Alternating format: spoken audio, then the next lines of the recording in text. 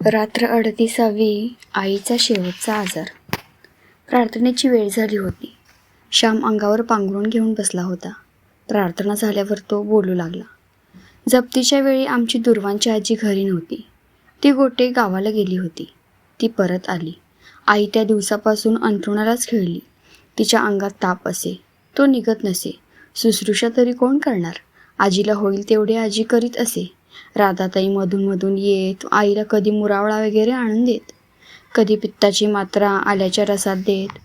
जानकी वहिनी, नमूमावशी वगैरे येत असत. परंतु घरात आता काम कोण करणार? शेजारच्या शरदला नाव कोण काढणार? आई जे 2 रुपये मिळवित होती ते आता बंद झाले. बिल आले म्हणजे दूर्वांची आजी रागाने चरफडे व बडबडे. चुलीत घालायला काडी नाही, गौरीचे खांड नाही, भाजीत घालायला तेल नाही, मीठ नाही, का नुसता भाजी भात उकडून वाढू. दूर्वांची आजी बोलत होती. माझे वडील शांतपणे तिला म्हणाले, नुसते तांदूळ उकडून आम्हाला वाढ. द्वारका काकू, आमची अब्रू गेलीच आहे, ती आणखी दौडू नको. त्या दिवशी आई पुरुषोत्तमाला म्हणाली, पुरुषोत्तम, तुझ्या मावशीला पत्र लिही. आता अखेरच्या वेळी तीच उपयोगी पडेल. तिला लिही म्हणजे ती येईल. राधाताईंना एक कार्ड देण्यासाठी मी सांगितले आहे. जा घेऊन ये, नाहीतर इंदूलाच मी बोलवते म्हणून सांग. तेच चांगले पत्र लिहील. जा बाळ, बोलवून आण. पुरुषोत्तमने इंदूला सांगितले व इंदू कार्ड घेऊन आली. यशोदाबाई, जास्त का वाटते आहे? कपाळ चेपू का मी? ती प्रेमळ मुलगी म्हणाली. नको इंदू, विचारलेस एवढे पुष्कळ हो. कपाळ चेपून अधिकच दुखते. तुला पत्र लिहिण्यासाठी बोलवले आहे. माझ्या बहिणीला पत्र लिहावयाचे आहे, सखूला. तिला माझी सारी हकीकत लिही व मी बोलावले आहे म्हणून लिही. कसे लिहावे ते तुलाच चांगले समजेल, आई म्हणाली. इंदूने पत्र लिहिले व वर पत्ता लिहिला. पुरुषोत्तम ते पत्र पेटीत टाकून आला. इंदूचा मुलगा घरी उठला होता म्हणून इंदू निघून गेली. बाळ, पाणी दे रे, आई माझ्या लहान भावाला म्हणाली. तो एकदम तोंडात ओतू लागला. ज्याने घाल रे तोंडात, संध्याच्या पळीने घाल, चमचा कुठे नसला तर, असे आईने सांगितले. आईने सांगितले तसे पुरुषोत्तमने पाणी पाजले. या जानकीबाई, या हो, बसा. जानकीबाई समाचारला आल्या होत्या.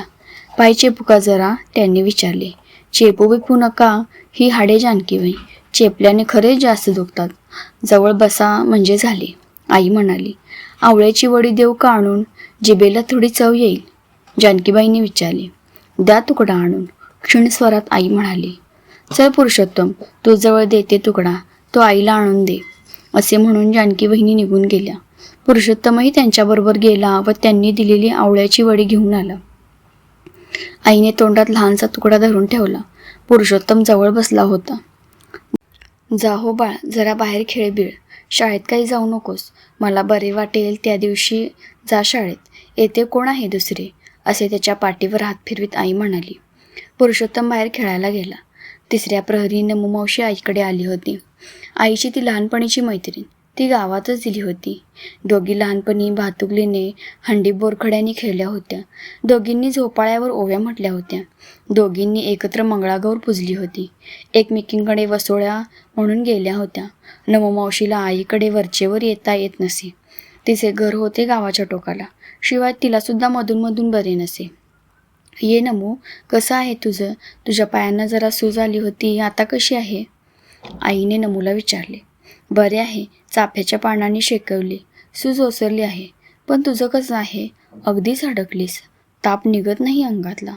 नमूमावशी आईच्या अंगाला हात लावून म्हणाली. नमू, तुझ्याबरोबर पुरुषोत्तम येईल. त्याच्याबरोबर तांबलीभर तेल दे पाठवून.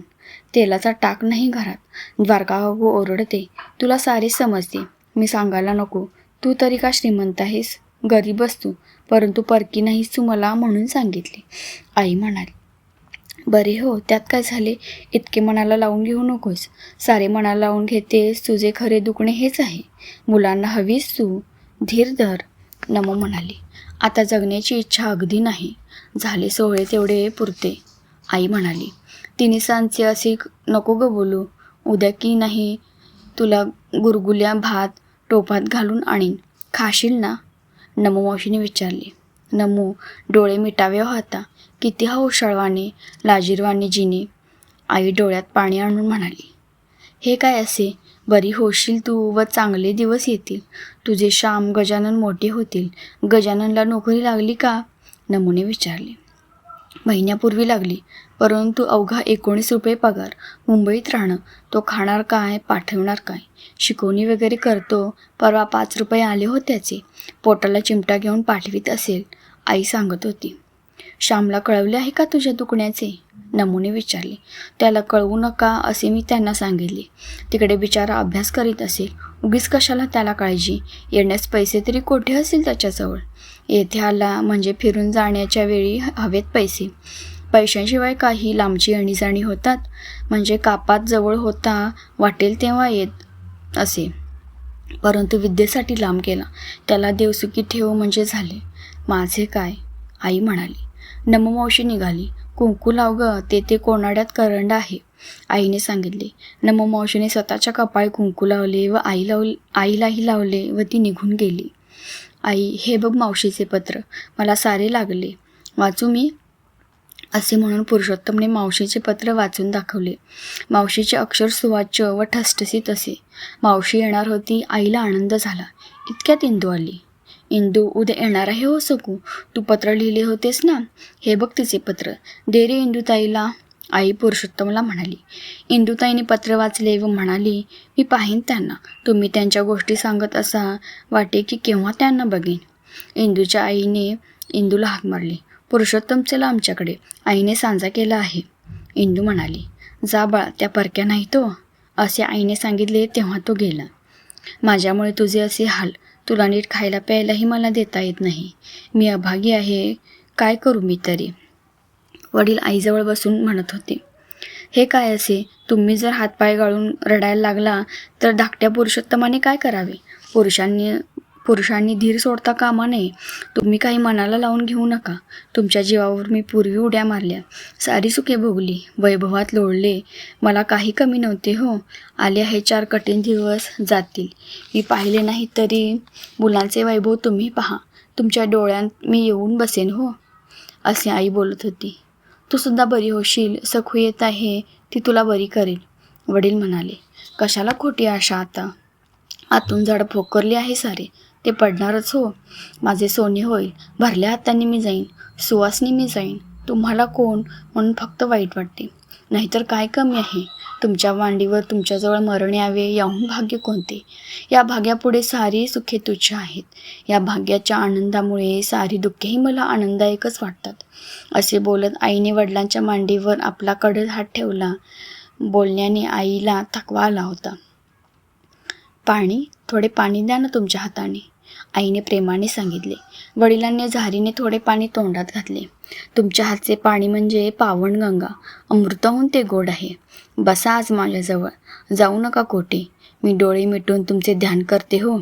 असे बोलून वडिलांचा हात हातात घेऊन आई डोळे मिटून ध्यान करू लागली. फार थोर, गहिवर आणणारे पावन असे ते दृश्य होते. इतक्यात राधाताई आल्या. तेथे वडील बसलेले पाहून त्या परत जात होत्या. या इंदूची आई, या, म्हणून विनयशील वडील बाहेर उठून गेले.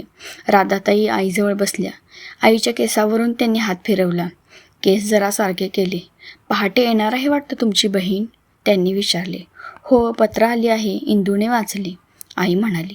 तिनेच सांगितले. बरे होईल. प्रेमाचे माणूस जवळ असले म्हणजे बरे वाटते, राधाताई म्हणाल्या. सारी प्रेमाचीच माणसे आहेत. ते जवळ आहे, तुमचा शेजार आहे, आणखी काय पाहिजे? आई म्हणाली. थोडा वेळ बसून राधाताई निघून गेल्या. मावशी पहाटे येणार होती. पुरुषोत्तम किती लवकर उठला होता. तो सारखा गाड्यांचा आवाज ऐकत होता. बोटींची माणसे घेऊन येणाऱ्या बैलगाड्या पहाटेच्या सुमारास पालगडला येत. जरा कवाडीशी गाडी थांबली असे वाटताच पुरुषोत्तम धावत जाई व पाही, परंतु गाडी पुढे निघून जाई. शेवटी एक गाडी आमच्या बेड्याशी थांबली. आपल्याच बेड्याशी थांबली रे, आजी म्हणाली. दुर्वांची आजी पोतेरे घालीत होती. पुरुषोत्तम धावत गेला. वडीलही पुढे गेले. होय, मावशीच आली आहे. पुरुषोत्तम करंडी घेऊन आला. वडील ट्रंक घेऊन आले. मावशी वळकटी घेऊन आली होती. भाडे घेऊन गाडीवान निघून गेला. आई, मावशी आली ना, ही बघ, खरेच आली, आईला हलवून पुरुषोत्तम म्हणाला. पहाटेच्या वेळेला आईला स्वप्न पडत होते. आली, माझी वाट मोकळी झाली, असे आई म्हणाली. अर्धवट शुद्ध, अर्धवट जागृत होती. माझी मावशी आईजवळ बसली. कितीतरी वर्षांनी बहिणी एकमेकाला भेटत होत्या.